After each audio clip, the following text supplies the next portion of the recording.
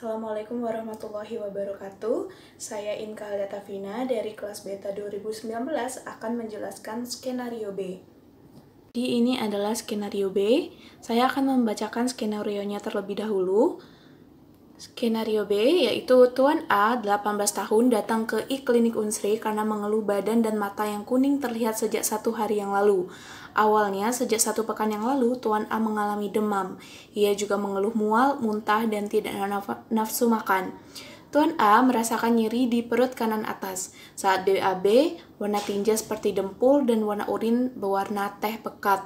Tuan A adalah seorang mahasiswa di Fakultas Teknik yang tinggal di Asrama Indralaya. Banyak teman Tuan A yang mengalami keluhan yang sama sebelumnya. Riwayat imunisasi dasar Tuan A lengkap.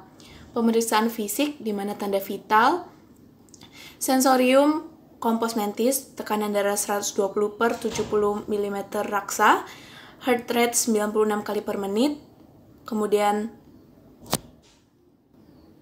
denyut 20 kali per menit, dan temperatur 37,9 derajat. Status lokalisata, terdapat sklera ikterik yang positif, kemudian pemeriksaan pada abdomen yaitu hepatomegali, dan terdapat nyeri tekan di daerah hipokondrium dextra. Pemeriksaan lab, terdapat bilirubin direct 12 mg/sen, bilirubin indirect 1 mg/sen, SGOT 1100 dan SGPT 875. Kemudian, dokter menyimpulkan bahwa Tuan A mengalami hepatitis virus akut yang kemungkinan disebabkan oleh infeksi virus hepatitis A. Selanjutnya adalah identifikasi masalah. Berikut sudah saya buat concern-nya, di mana concern yang pertama adalah kalimat terakhir, yaitu dokter menyimpulkan bahwa Tuan A mengalami hepatitis virus akut yang kemungkinan disebabkan oleh infeksi virus. Kemudian yang kedua, itu pada kalimat ketiga, yaitu Tuan A merasakan nyeri di perut kanan atas, dan saat BAB warna tinja seperti dempul, dan warna urin seperti teh pekat. Concern ketiga, yaitu pada kalimat yang ke-6, yaitu pada pemeriksaan fisik. Kemudian concern keempat itu adalah pada kalimat 2, di mana isinya adalah awalnya sejak 1 pekan yang lalu Tuan A mengalami demam. Ia juga mengeluh mual, muntah, dan tidak nafsu makan. Untuk concern kelima ada pada kalimat 1, yaitu Tuan A 18 tahun datang ke klinik Unsri karena mengeluh badan dan mata yang kuning yang terlihat 1 hari yang lalu. Untuk concern ke-6 itu adalah Tuan A adalah seorang mahasiswa di Fakultas Teknik yang tinggal di Asrama Indralaya, dan banyak teman Tuan A yang juga mengalami keluhan yang sama sebelumnya. Untuk concern terakhir adalah yang kalimat 6 tadi. Kemudian analisis masalah. Nah, analisis di sini yang pertama, kalimat pertama itu adalah bagaimana patofisiologi badan dan mata kuning atau jaundice. Jadi jaundice atau yang sering disebut ikterus adalah perubahan warna kuning pada sklera mata atau kulit akibat adanya kadar bilirubin yang berlebih pada darah, yaitu di atas 1,2 mg per desiliter. Jadi bilirubin itu adalah produk pemecahan dari hemoglobin, di mana hemoglobin tersebut akan dipecah menjadi heme dan globin. Kemudian terjadi peningkatan pada darah yang menyebabkan adanya penumpukan bilirubin pada jaringan ikat atau yang disebut juga dengan ikterik. Kemudian yang kedua, bagaimana patofisiologi demam dan bagaimana patofisiologi mual dan muntah. Jadi demam itu terjadi, ini adalah bagannya, di mana ketika terjadi demam, maka sebelum itu terdapat infeksi atau peradangan. Nah, infeksi tersebut akan membuat makrofag aktif dan akan melepaskan pirogen endogen. Nah, pirogen endogen itu juga akan membuat prostaglandin itu juga keluar atau dirangsang supaya prostaglandinnya keluar, dan nanti akan ke hipotalamus. Nah, hipotalamus itu akan merespon impuls, ya ini dengan impuls respon dingin yang menyebabkan nanti tubuh akan memproduksi panas atau meningkatkan produksi panas dan meningkatkan pengeluaran panas. Kemudian selanjutnya akan terjadi demam karena peningkatan panas tadi. Kemudian muntah. Nah, terjadinya muntah ini karena adanya impuls aferen ke pusat muntah yang ada di otak. Nah, di mana sih? Jadi dia tuh ada di inti sel pada medula oblongata. Nah, impuls tersebut akan diterima ke pusat muntah di medula, yakni melewati CTZ, yaitu Chemoreceptor Trigger Zone, dan nanti akan muncul yang namanya impuls afferent ke pusat salivarius dan pusat untuk abdominal seperti faring, kemudian traktus-traktus yang lain, serta juga otot untuk membantu pengeluaran muntah. Nah, nanti kalau misalkan semua itu sudah mendapatkan impuls dan bereaksi, maka terjadilah muntah.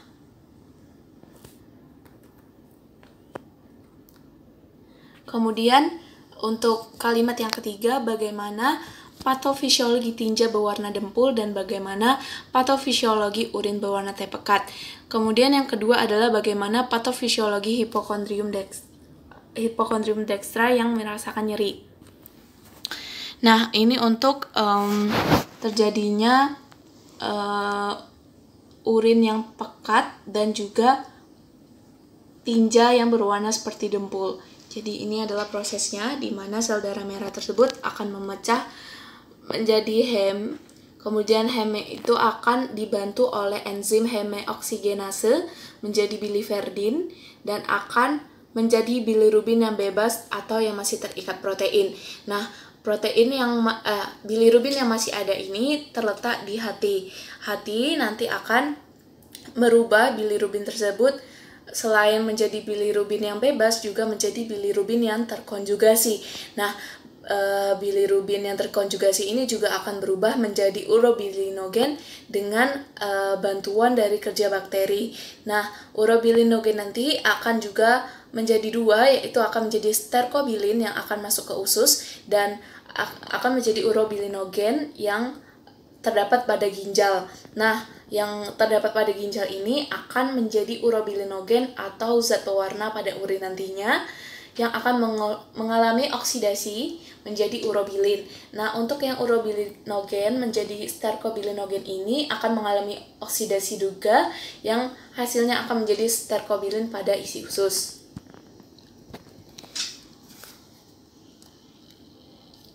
Nah,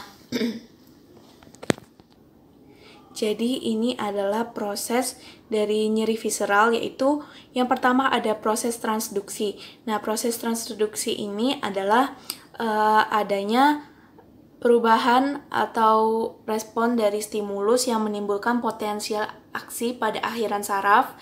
Nanti akan lanjut ke proses transmisi. Nah, proses transmisi ini adalah penyaluran impuls saraf sensorik yang dilakukan oleh serabut A, delta bermielin, dan serabut C, kemudian akan ke traktus spinotalmicus sebagai neuron kedua dan nanti akan disalurkan ke talamus di korteks cerebri.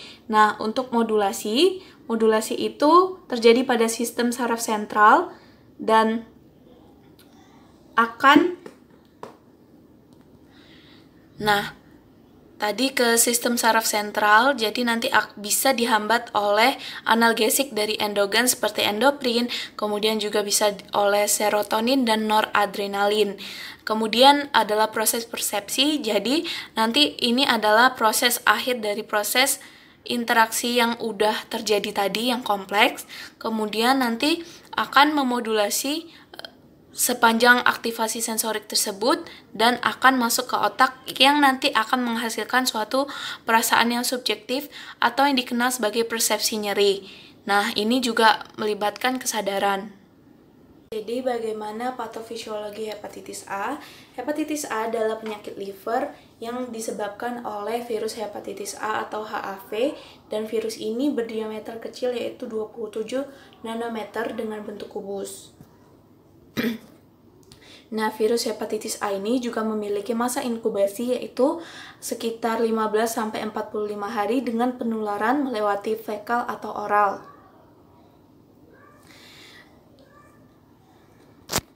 Hepatitis A juga memiliki berbagai gejala yaitu seperti demam, diare, keletihan, kemudian adanya terdapat perubahan warna pada kulit dan mata, khususnya pada sklera mata, dan juga memiliki rasa tidak nyaman karena adanya hepatomegali. Jadi antibodi juga berperan dalam penyembuhan penyakit yaitu dengan dua cara. Cara yang pertama itu dengan langsung menyerang ke penyebab penyakit seperti langsung ke hepatitisnya itu tadi, dan atau dengan mengaktifkan sistem komplement yang kemudian nanti akan mengaktifasi berbagai cara untuk menghancurkan penyebab penyakit tersebut. Ikterus itu terjadi karena ada beberapa sebab. Yang pertama adalah meningkatnya pemecahan sel darah merah dengan pelepasan bilirubin yang cepat ke dalam darah, atau adanya sumbatan pada ductus biliaris yang menyebabkan kerusakan sel hati sehingga jumlah bilirubin yang biasa sekalipun tidak dapat diekskresi ke dalam saluran pencernaan. Nah, kedua jenis ikterus ini adalah ikterus hemolitik dan ikterus obstruktif. Kemudian warna urin yang pekat itu disebabkan adanya peningkatan bilirubin dan urobilinogen. Jadi bilirubin itu bilirubin itu menunjukkan adanya sumbatan pada saluran canaliculi biliaris sehingga bilirubin tidak bisa keluar dan akhirnya akan masuk dan mengalir ke pembuluh darah menuju ginjal. Kemudian bilirubin tersebut akan teroksidasi dan menyebabkan urin menjadi warna merah kecoklatan. Kemudian bilirubin. Bilirubin itu terbagi menjadi dua, yaitu bilirubin indirect dan bilirubin yang belum mengalami indirect atau belum mengalami konjugasi.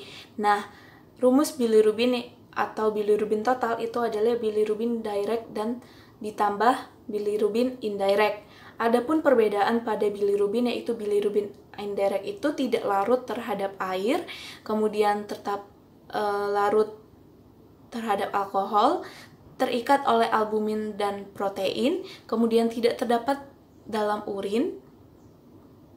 Kemudian bilirubin ini termasuk dengan bilirubin yang belum terkonjugasi dan tidak dapat difiltrasi oleh glomerulus. Kalau bilirubin direct atau bilirubin kedua yaitu larut terhadap air, kemudian tidak larut terhadap alkohol, tidak terikat oleh protein dan dapat ditemukan dalam urin, kemudian disebut juga dengan bilirubin yang dikonjugasi dan dapat difiltrasi oleh glomerulus. Pembentukan bilirubin secara berlebih itu karena pemecahan eritrosit yang meningkat sehingga bilirubin yang dipecah juga meningkat. Karena B1 tadi tidak larut air, maka tidak dapat disalurkan ke kantung kemih. Tetapi pembentukan urobilinogen menjadi meningkat akibat adanya peningkatan terhadap peningkatan konjugasi dan ekskresi. Nah, proses penularan virus hepatitis A ini melalui feses oral, yaitu ketika seseorang belum terinfeksi akan mengalami kontak dengan orang tersebut atau menelan benda makanan atau air yang telah terkontaminasi bisa menyebabkan orang tersebut terinfeksi. Virus ini juga dapat ditularkan melalui kontak fisik dengan orang yang terinfeksi, termasuk kontak seksual dan tidak terbatas untuk kontak anal oral. Penyebar luasan hepatitis A itu dapat terjadi dengan peningkatan yang pesat pada laki-laki, khususnya ketika laki-laki berhubungan seksual dengan sesama pria, dan bisa juga menyebar lewat air walaupun jarang. Tadi disebutkan di skenario bahwa Tuan A sudah mendapatkan imunisasi yang lengkap, tetapi imunisasi yang lengkap sesungguhnya itu tidak termasuk untuk vaksin hepatitis A, di mana imunisasi lengkap hanya memberikan vaksin hepatitis B.